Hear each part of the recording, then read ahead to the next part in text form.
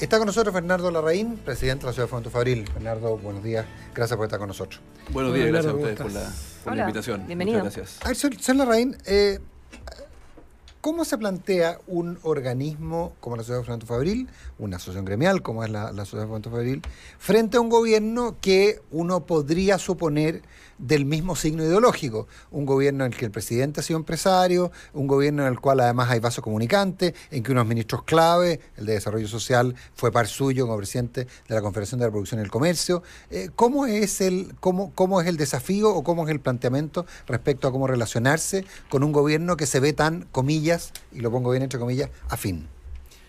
Mira, creo que partiendo por plantearse con algún grado de independencia del gobierno, con independencia valga la redundancia, del signo político que este tenga, digamos. Yo creo que un gremio empresarial tiene el desafío de plantearse frente a la opinión pública, frente a otros actores sociales y no poner todas las cartas en su relación con el gobierno. Yo creo que sobre todo en los tiempos actuales, lo hablaba con Juan Claro hace un tiempo, cuando siempre se habla, ¿no es cierto?, de la agenda pro crecimiento, de esa sofofa con el gobierno del presidente Lago. Él mismo me decía, mire, eso sería inviable hoy día. Por lo tanto, tiene que haber un posicionamiento mucho más directo con la opinión pública, con la ciudadanía, con otros actores de la sociedad civil.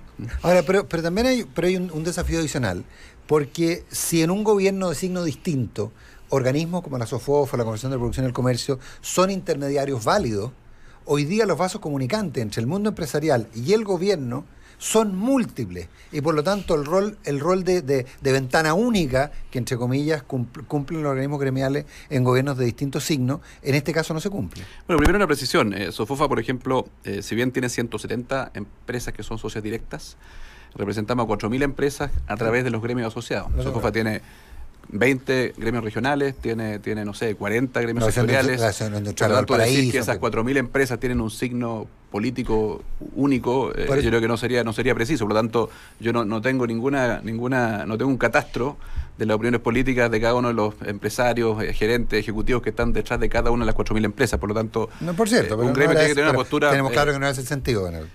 Un gremio tiene, por supuesto, posturas pro inversión, pro, ¿no es cierto?, crecimiento de la economía, pro reactivación de la economía, pro instituciones que facilitan eso, y no hay duda, ¿no es cierto?, que este gobierno, al menos desde el punto de vista de las expectativas, está anticipando eso. Hay un programa de gobierno, nosotros hicimos un ciclo de diálogos con los candidatos presidenciales, donde tuvimos un diálogo en profundidad con el presidente electo Piñera, el 5 de septiembre pasado, donde analizamos todos estos temas en profundidad. Por lo tanto, uno conoce el programa de gobierno, se conoce lo que dijo en ese ciclo de diálogos, y por supuesto que hay afinidad con ciertas medidas, propuestas, reformas estructurales que dicen relación con subir el umbral del crecimiento potencial.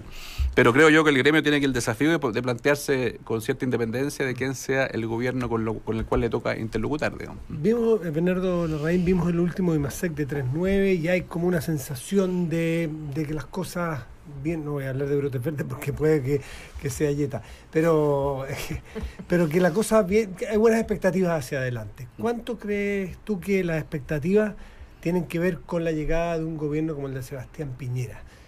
Tú que recoges, me imagino, el feeling todos los días de los empresarios de todos estos gremios a lo largo de Chile, ¿cuánto del entusiasmo en la inversión tiene que ver con los ciclos y cuánto tiene que ver con que llega Sebastián Piñera a la moneda? Bueno, es difícil poner un porcentaje de cuánto tiene que... Yo creo que hay factores externos, por supuesto, ¿no es cierto? Si nadie duda, ¿no es cierto?, que en un sector tan relevante para la economía chilena como la minería, que el precio del cobre esté en los niveles que está hoy día, es muy reactivador. El crecimiento de la economía mundial también se está reactivando en muchos países del mundo, que son mercados de Chile. Entonces, ese es un factor relevante, no hay duda. Por supuesto que las expectativas son también muy relevantes. Y hay una expectativa, como decía antes, de un gobierno que va a ser pro inversión, pro crecimiento.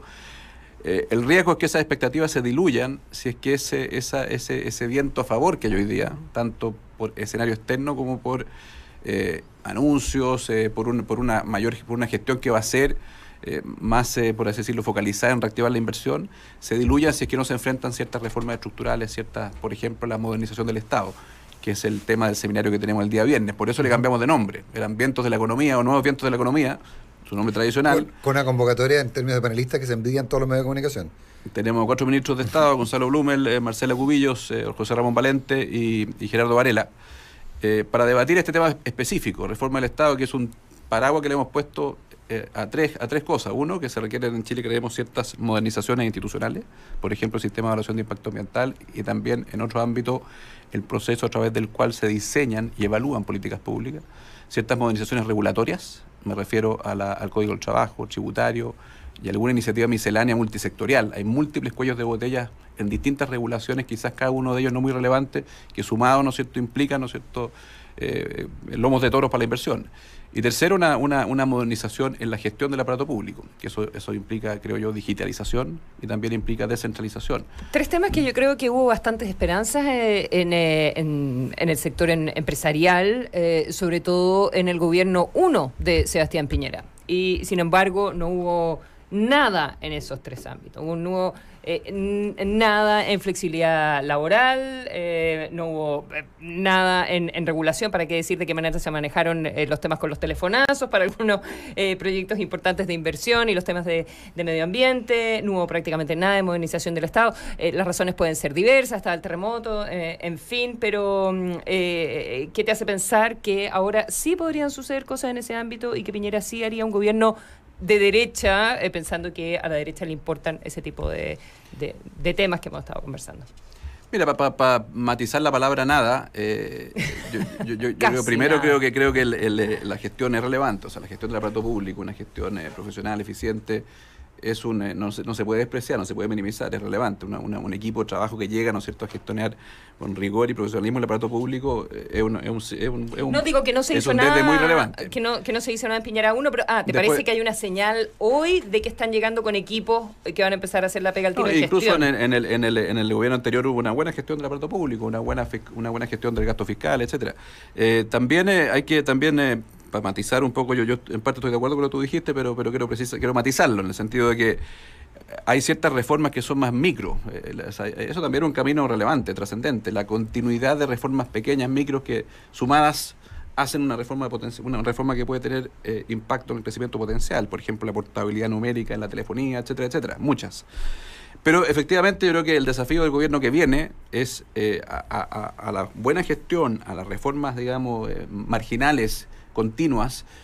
Creo que es muy relevante, si es que no se quieren diluir las expectativas favorables que hay, que se acometan reformas estructurales en el Estado, en el sistema de evaluación de impacto ambiental, en el código tributario, en el código laboral. Creo que debe aprovechar los primeros 100 días para intentar acuerdos transversales en materias trascendentes. Él anunció, el presidente electo, 4 grandes acuerdos: infancia, salud, seguridad y modernización del Estado. Este último es el que queremos nosotros en el fondo poner muy fuerte en la agenda. Y ahí, volviendo a la pregunta tuya, Matías, de cómo se posiciona un gremio frente a un gobierno, bueno, finalmente la política tiene dinámicas distintas que hay que tener conciencia de, digamos. O sea, no hay duda que el político, un presidente, un ministro, está midiendo la temperatura de la ciudadanía, ¿no es cierto?, en todo momento. Y el desafío de un gremio empresarial y de una organización de la sociedad civil es recordarles los desafíos de largo plazo, las reformas estructurales, para que esa dinámica política no las inhibe, no las postergue. En el fondo, la última reforma del Estado relevante que se hizo fue el año 2003. Yo creo que ya es tiempo para cometer una nueva reforma del Estado que implica un proceso complejo de acuerdos políticos. Conversemos un poquitito de la elección en la CPC. Ayer hubo reunión y decidieron que la elección va a ser el 3 de abril y que va a ser por 2 años, ¿verdad? ¿Qué está esperando Bernardo Larraín para apoyar a Suet? No, mira, aquí hay un proceso electoral que se ha dado con total naturalidad. Desde el mismo segundo que tomamos conocimiento de la renuncia de Alfredo Moreno, porque estaba asumiendo este nuevo desafío, se dijo que se iba a producir la elección durante marzo. Se va a producir el 3 de abril, el 20 de marzo es el plazo final para inscribir candidaturas, y públicamente se han manifestado disponibles Patricio Crespo y Alfonso Suet. Ha dicho que esta semana va a tomar una decisión. Yo no puedo estar promoviendo una candidatura mientras no haya disponibilidad de la persona en el fondo para asumirla. Pero el huevo de la gallina, porque si tú salieras a apoyarlo de inmediato, que además es consejero de la SOFOF, en fin, le daría más visibilidad y le daría más cimientos a la candidatura. No hay ningún misterio de mi cercanía personal con Alfonso Suet. Yo aprecio mucho sus capacidades profesionales, su conocimiento de políticas públicas, su trayectoria gremial y empresarial, y creo que sería un gran dirigente gremial y también sería un gran líder en muchos ámbitos del debate nacional. Hay una cosa generacional también, Bernardo, ahí, ¿o no? Sin pensar que unas generaciones son mejores que otras, pero hay una sintonía generacional que a ti te Bueno, por interesa? supuesto, somos de una generación, hemos trabajado juntos en la SOFOFA mucho tiempo, digamos, desde que yo me integré a la SOFOFA, trabajamos junto con Alfonso, así que Pero yo creo que ¿cuál es hay la- cosas que no son misterio, que no es necesario Pero en por el fondo eso, repetir, digamos. ¿cuál es la lógica? Yo no entiendo mucho cómo se mueve en una elección y Claro. cuáles son las señales que uno envía, porque me imagino que tendrá que ver con eso. Pero, ¿por qué Bueno, uno no sale y dice, este es mi candidato, me encanta, vamos a votar por él? Porque eso lo haremos cuando se inscriban las candidaturas el 20 de marzo. Y hay ciertas instancias internas de la SOFOFA que hay que respetar. Tenemos un comité ejecutivo que está integrado por 11 miembros, tenemos una sesión el día lunes, por supuesto que vamos a tratar el día lunes, ¿no es cierto?, el tema de la elección de la CPC, pero insisto, Alfonso Suet es un gran candidato para la presidencia de la CPC, por supuesto que lo es. Participa de la SOFOFA, es también un empresario del comercio. Alfonso Suet lidera, ¿no es cierto?, esta Forus, una empresa de retail. Así que tiene mucha trayectoria gremial, además, entonces mucha trayectoria en políticas públicas, así que es una buena combinación para presidir la CPC. ¿Hay una lección aprendida respecto a las heridas que quedaron en su propia elección en la SOFOFA en esta materia? Bueno, el proceso de la SOFOFA, efectivamente hubo 2 listas en competencia, hubo ciertas tensiones, hay que reconocerlo. Es una elección esa mucho más amplia. Hubo un poco más que tensiones, hubo acusaciones de presiones directas, etcétera, etcétera. O sea, hubo un poquito más que tensiones. Pero uno siempre quisiera que los procesos electorales no fueran con tensiones de acusaciones personales recíprocas, sino que más bien sobre, oye, cuáles son los planteamientos, cuáles son los equipos, en fin. Por eso nosotros hace una semana, ¿no es cierto?, yo no quiero que la SOFOFA sea una cosa unipersonal, centrada en la figura del presidente. Por eso, en el fondo, armamos un equipo de 7 personas, de todo ejecutivo súper destacado, en el fondo, que están en el fondo pasando a este rol más público, gremial. O sea, hay una lección aprendida de la elección de la contienda con Rodrigo Álvarez. No, yo no le hago el quite a procesos electorales con tensiones, con diferencias, con disputas. Siempre uno desea, en el fondo, en primera instancia, en el fondo, que surjan procesos, nombres con consenso, digamos, y ojalá que eso ocurra en la CPC. Pero si no ocurre así, es completamente natural y legítimo que haya, ¿no es cierto?, una elección. El 20 de marzo se pueden inscribir 2 o 3 candidatos y hará una elección el 3 de abril. Eso yo no lo dramatizo para nada, como tampoco dramatizo el proceso que ocurrió en la SOFOFA. Hoy día yo lo que observo es un gran alineamiento en la SOFOFA. Los consejeros están alineados detrás de este proyecto, detrás de este equipo, detrás de los planteamientos que hemos hecho en políticas públicas, como es la modernización del Estado. Así que eso es lo relevante. Oye, y se supone que las ramas, porque votan 79 personas en la CPC, llegan todos los de la SOFOFA se ponen de acuerdo y van a votar todos por la misma persona. O sea, cuando tú dices que el lunes van a discutir esto. O sea, cada rama tiene que elegir a 10 consejeros para que conformen el Consejo General de la CPC. Pero llegan todos con el voto de acuerdo o no necesariamente. Cada uno de esos 10 consejeros va a la urna secreta y vota, digamos. Obviamente hay ciertas discusiones en la rama con los 10 consejeros, digamos, que van a concurrir al proceso No es como electoral. cuando te ganas un estado en la elección americana, que ven todos los electores y votan por A o B, ¿no? No necesariamente. No necesariamente, porque cada elector va a concurrir a una urna a votar, digamos. Bernardo Larraín, presidente... Obviamente en cada rama se conversan las cosas, hay cierta... Va con su candidato. Probablemente. O sea, el candidato tiene que ser inscrito por una rama. O sea, lo que tú Claro, y él como consejero, o sea, si en el caso de Suet, él es consejero de la SOFOFA. Bueno, Alfonso dijo que esta semana iba a manifestar si estaba realmente disponible, que ha conversado con muchas personas y estaba en el fondo analizando si realmente había... Si tenía los votos, si había agua. Si había agua en la piscina, si era la persona en el fondo adecuada para el desafío, si había cierta convergencia, ¿no es cierto?, en torno a su nombre, en fin. ¿Y si Alfonso Suet decide no hacerlo, ustedes van por Crespo o van a levantar otro candidato? ¿Tienen un plan B? No, yo creo que a esta altura en el fondo son los 2 candidatos y esperemos en el fondo que decidan si finalmente van a concurrir van a inscribir su candidatura, digamos. Una vez que se inscriban, yo creo que es razonable opinar. Eso hay plazo hasta el 20 de marzo. Bernardo, yo quiero retrotraerme un poco a la conversación anterior respecto de la relación del empresariado con un presidente que es empresario o que ha sido empresario a lo largo de su vida. No solamente las afinidades, sino que cómo se plantean frente a la eventualidad de discrepancias, o que sientan que las expectativas no se cumplen, o que el foco no está bien puesto, o que la velocidad o la profundidad no es la que ustedes esperaban. El sentido crítico.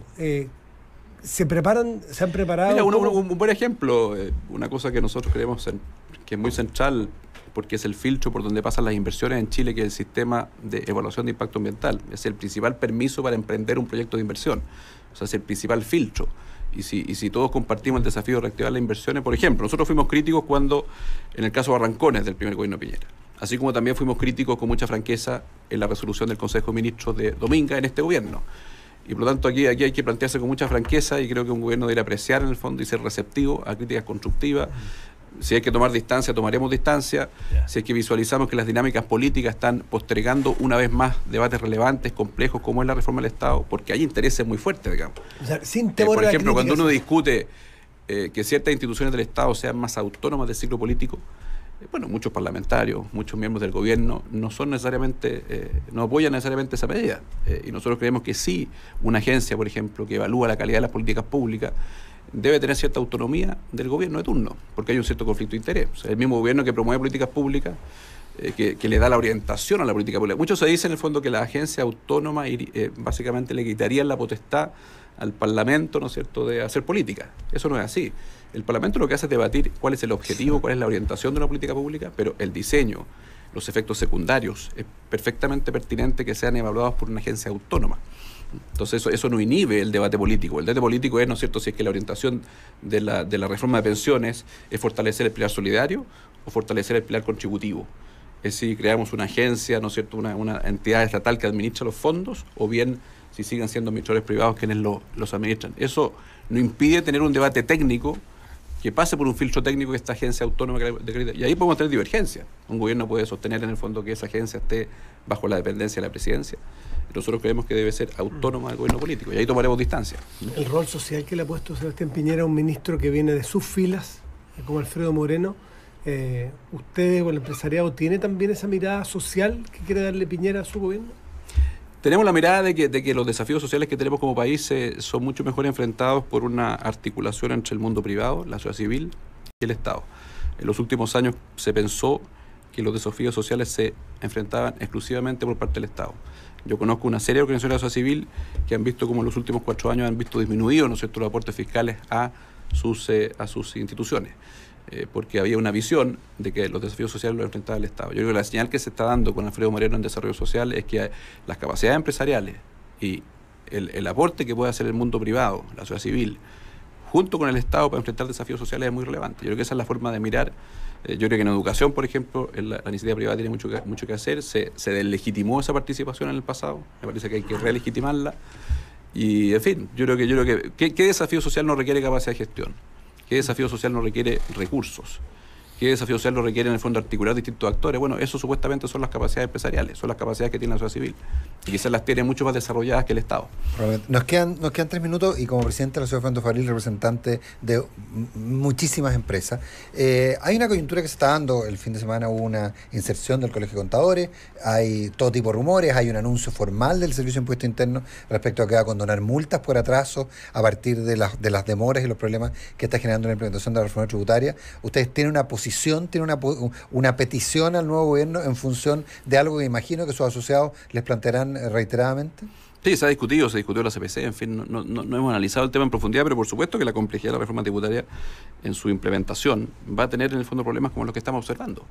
Y eso en el fondo la reflexión que uno hace es más bien, bueno, es una constancia muy, muy relevante de la importancia de enfrentar una simplificación del código tributario, digamos. En el fondo esto, imagínate tú en el fondo lo que puede ser para una pequeña empresa, si está siendo problemático en el fondo para las grandes compañías, en fin, cumplir con los plazos que están previstos para una serie en el fondo de declaraciones que se tienen que hacer.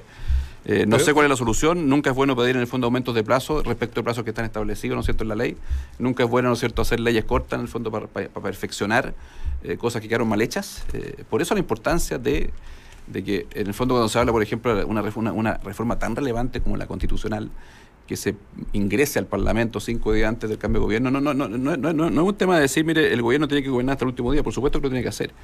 Pero las reformas tienen que pasar por un derrotero, por un proceso, tiene que haber un proceso delimitado, con plazos ciertos, en fin, donde se someta a la participación de los regulados, en el caso de la reforma tributaria, del Colegio de Contadores, de los que son los contribuyentes, y eso no se hizo. Entonces ese proceso legislativo, ¿no es cierto?, apresurado, ¿no es cierto?, donde básicamente prevalece la orientación política como si se sintiera que hay un riesgo de perder esa orientación política porque se somete al análisis técnico riguroso, a la participación de los regulados, en fin, es un gran error y por eso creemos que es tan importante en el fondo crear esta institucionalidad para evaluar la calidad de las políticas públicas y sopesar sus efectos secundarios. Bernardo Larraín, presidente de la Sociedad Fomento Fabril, muchas gracias por estar esta mañana con nosotros.